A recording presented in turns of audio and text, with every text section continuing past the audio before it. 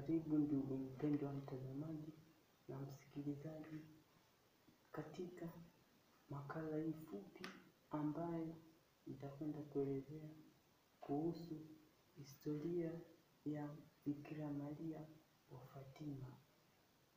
Kwanza usisahau kusubscribe pia na kulike na kutoa maoni yako ili tuweze kwenda pamoja.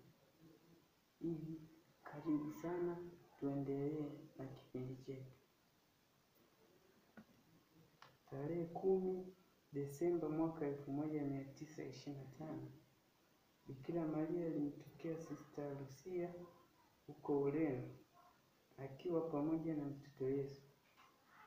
Hapo mama Bikira Maria alisema, "Hebu tazama, binti yangu, jinsi moyo wangu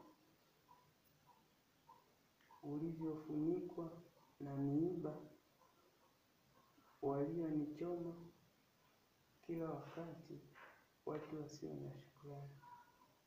Angalau wewe jitahidi kunituliza.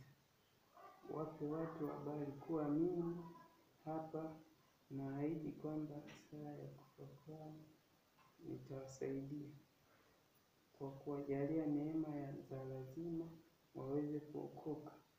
Wale wote ambao katika Jumamosi ya kwanza ya kila mwezi kwa miezi 5 mfululizo watakwenda kuungama dhambi zao na kupokea komunyo takatifu, watasali mafungu 5 ya rozari na watabaki pamoja nami kwa muda wa dakika 15 wakifikiri matendo ya rozari kwa nia ya kufanya malipizi kwangu. Katika saa ya kufa kwao nitawasaidia hao wote watakaofanya hayo kwa kuwajalia neema za lazima waweze kuokoka." Mpendwa mtazamaji, hizo ni ahadi ambazo mama Bikira Maria alizitoa. Pia tunaendelea na simulizi yetu.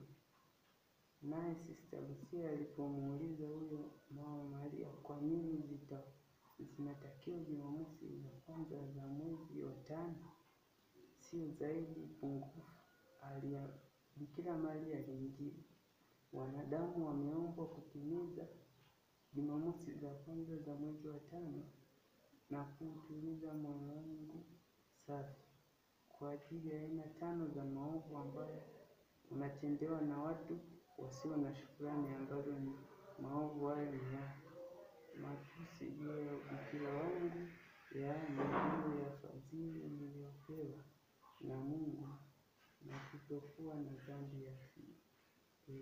Matusi juu ya mama Bikira Maria.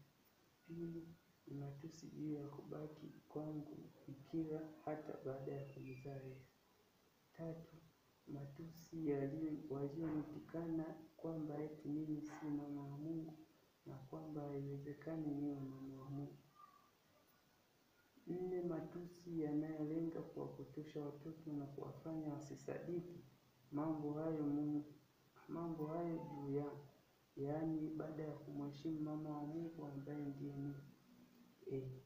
Hizo ndizo sababu alizozitoa mama Bikira Maria kwa huyo Sister Lucia. Na matusi yanayotolewa na watu juu ya picha na sanamu zangu, yaani sanamu za mama Bikira Maria. Bikira Maria ameendelea kusema hivi. Na hivyo tunaona kuwa Bikira Maria katika kuwatokea watoto wa Fatima alikuwa Lucia, Francisco na Jacinta. Asante mpendwa mtazamaji kwa kuwa nami. Usisahau kusubscribe, kushare na kulike. Asante na Mungu akubariki.